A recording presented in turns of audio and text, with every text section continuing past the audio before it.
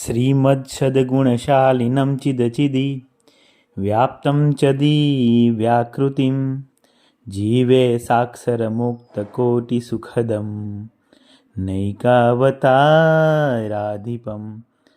ज्ञेयं श्रीपुरुषोत्तमं मुनिवरे वेदान्तिकीर्त्यं विभु तन्मूलाक्षरयुक्तमेव सहजा नन्दं च वन्दे सदा।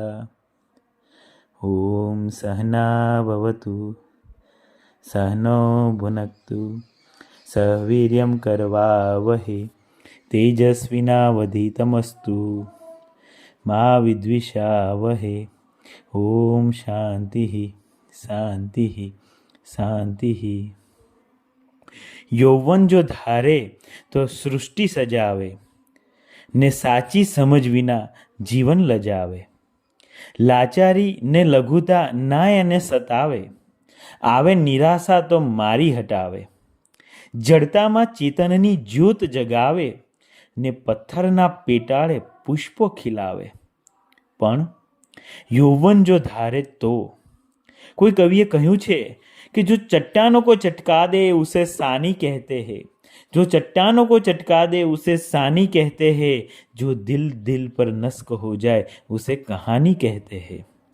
नहीं मालूम है दोस्त करिश्मा कैसे होता है, नहीं मालूम है दोस्त करिश्मा कैसे होता है, जो पलट दे हिमालय उसे युवान कहते हैं। आ हती गौरववंती युवानी,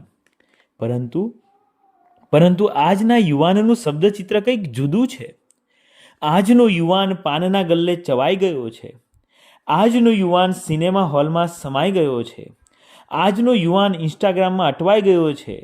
આજનો યુવાન ટેલિગ્રામમાં તણાઈ ગયો છે, ફેસબુકમાં ફસાયો છે, અરે વોટ્સઅપમાં વેચાઈ ગયો છે। આજના યુવાનને ક્રિકેટનો કોલેરા અને મોબાઈલનો મલેરિયા થઈ ગયો છે।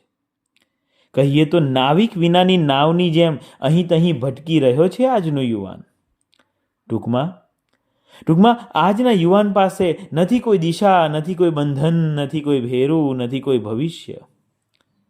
અરે 100 માળની અડીખમ બિલ્ડિંગ સમા આજના યુવાનને એક આંગળી અડકાડોને કડડ ભૂસ કરતો ભાંગી પડે તેવો બની ગયો છે આજનો યુવાન। હું કહું છું, છે કોઈ જે આ યુવાનોને ઉગારી શકે? છે કોઈ જે આ યુવાનોના દિશાસૂચક બની શકે?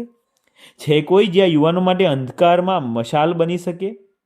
છે કોઈ જે આ યુવાનોના પથ દર્શક બની શકે? છે કોઈ જે આ યુવાનો માટે રાષ્ટ્રનું નવ ઘડતર કરી શકે? અરે છે કોઈ જે આ યુવાનોના આદર્શ બની શકે? હા મિત્રો, એ છે સ્વામી વિવેકાનંદ। ઉઠો જાગો નો અમર મંત્ર બન્યા છે સ્વામી વિવેકાનંદ। અનેક યુવાનોના પથ દર્શક બન્યા છે સ્વામી વિવેકાનંદ। અજ્ઞાનના અંધકારમાં જ્ઞાનનો સૂર્ય બન્યા છે સ્વામી વિવેકાનંદ। કમજોર મનની મક્કમ તાકાત બન્યા છે સ્વામી વિવેકાનંદ। અનેક યુવાનોના આદર્શ બન્યા છે સ્વામી વિવેકાનંદ। માનનીય આચાર્યશ્રી, શિક્ષકગણ તથા વાલા વિદ્યાર્થી મિત્રો, મારો આજનો વિષય છે યુવાનોના આદર્શ સ્વામી વિવેકાનંદ। મારે આજે વાત કરવી છે એવા યુગ પુરુષ વિશે જેમણે માત્ર 39 વર્ષના જીવનમાં સદીઓ સુધી ચાલે તેવી પ્રેરણા આપી છે। મિત્રો, આજે આપણે મોંઘા કપડાં, બ્રાન્ડેડ શૂઝ અને સ્ટાઇલિશ દેખાવને જ પર્સનાલિટી માની લઈએ છીએ, પરંતુ સ્વામીજી જ્યારે અમેરિકામાં હતા ત્યારે તેઓ ભગવા વસ્ત્રો અને માથે પાઘડી પહેરતા। એકવાર અંગ્રેજ દંપતીએ તેમના આ સાદા વસ્ત્રો જોઈને પૂછ્યું, શું તમારા દેશમાં જેન્ટલમેન બનવા માટે સારા કપડાં નથી પહેરતા? ત્યારે સ્વામી વિવેકાનંદ કહે છે, બહેન, તમારા દેશમાં દરજી માણસને જેન્ટલમેન બનાવે છે, જ્યારે મારા દેશમાં માણસનું ચારિત્ર તેને જેન્ટલમેન બનાવે છે।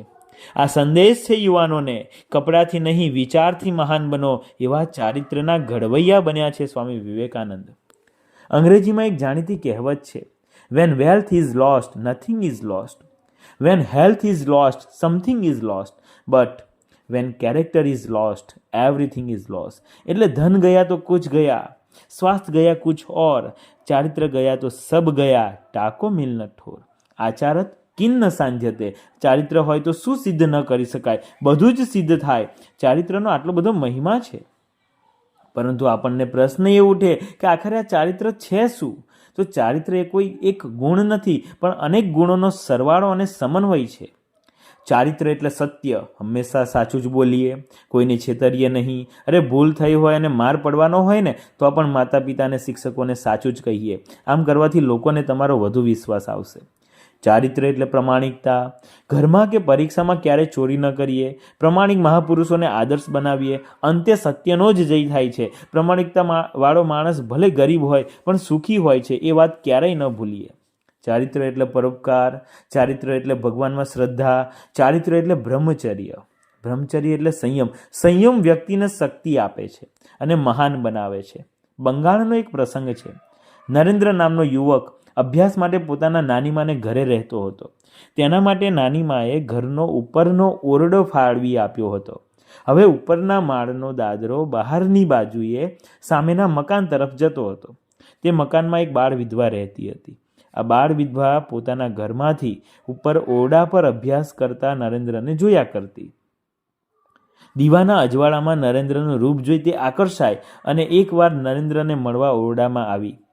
કોઈ જોતું ન હતું, પણ નરેન્દ્ર ચારિત્રવાન હતા તો તેઓ કહે, માં, હું તમારી શું સેવા કરી શકું? આ નરેન્દ્ર એટલે સ્વામી વિવેકાનંદ. કહેવાય છે કે તેઓ પાસે ફોટોગ્રાફિક મેમરી હતી. જે વાંચે તે તેઓને એકવારમાં જ યાદ રહી જતું હતું. તેનું રહસ્ય કહેતા વિવેકાનંદ સ્વામી જણાવે છે કે જો કોઈ મનુષ્ય કડકપણે બ્રહ્મચર્યનું પાલન કરે તો આવી સિદ્ધિઓ સહેજે સહેજે પ્રાપ્ત થાય. આમાં કંઈ નવાઈ નથી. આખા વિશ્વમાં ભારતીય સંસ્કૃતિનો જય જયકાર કરનાર વિવેકાનંદ સ્વામી પોતાની સફળતા માટે ચારિત્રને યશ આપે છે. ચારિત્રના દુશ્મનો પણ હોય છે. ગર્લફ્રેન્ડ બોયફ્રેન્ડના ચક્કરથી દૂર રહેવું, પર સ્ત્રી માતા સમાન એ વાતને આદર્શ બનાવીએ. ખરાબ જોવું નહીં, ખરાબ સાંભળવું નહીં, ખરાબ બોલવું નહીં, ખરાબ વિચારવું નહીં, ખરાબ ચિત્રો જોવા નહીં, ટીવી સિરિયલ, ખરાબ પુસ્તકો, ખરાબ મિત્રો, ખરાબ વાતો, ખરાબ વિચારોથી સદંતર દૂર રહીએ. નવરાત્રિ, મોબાઈલ, ઇન્ટરનેટ આ બધાનો દુરુપયોગ ન કરવો. બાકી તો 20 વર્ષ પહેલાંના ટીવી સિરિયલ જોઈ લો કેવા હતા.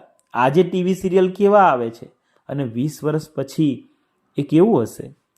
20 વર્ષ પહેલાંનું ઇન્ટરનેટ જોઈ લો, આજે કેવું ઇન્ટરનેટ છે, અને 20 વર્ષ પછી એ ઇન્ટરનેટનું ચિત્ર કેવું હશે? 20 વર્ષ પહેલાંના નવરાત્રિ ગરબા જુઓ, આજે કેવા થાય છે નવરાત્રિ અને ગરબા, અને 20 વર્ષ પછી એ ચિત્ર કેવું હશે? માટે આવનારા વર્ષોમાં તમારા જીવનમાં તથા તમારા બાળકોના જીવનમાં અનેક દુઃખો અને સગવડોની વચ્ચે કાયર બનતા માનવીને શૌર્યવંતો બનાવવા માટે તેના જીવનમાં સ્થિરતા, સમતા, સત્યમ, શાંતિ, ત્યાગ, તિતિક્ષા, જ્ઞાન, ધૈર્ય જેવા ગુણો વિકસાવવા માટે આધ્યાત્મિક વિકાસ જરૂરી છે. અને તે માટેનું પ્રથમ પગથિયું હતું ચારિત્ર્ય, જે આપ સૌ આત્મસાત કરો એ જ અભિલાષા સાથે મારી વાણીને વિરમું છું. જય હિન્દ, જય ભારત.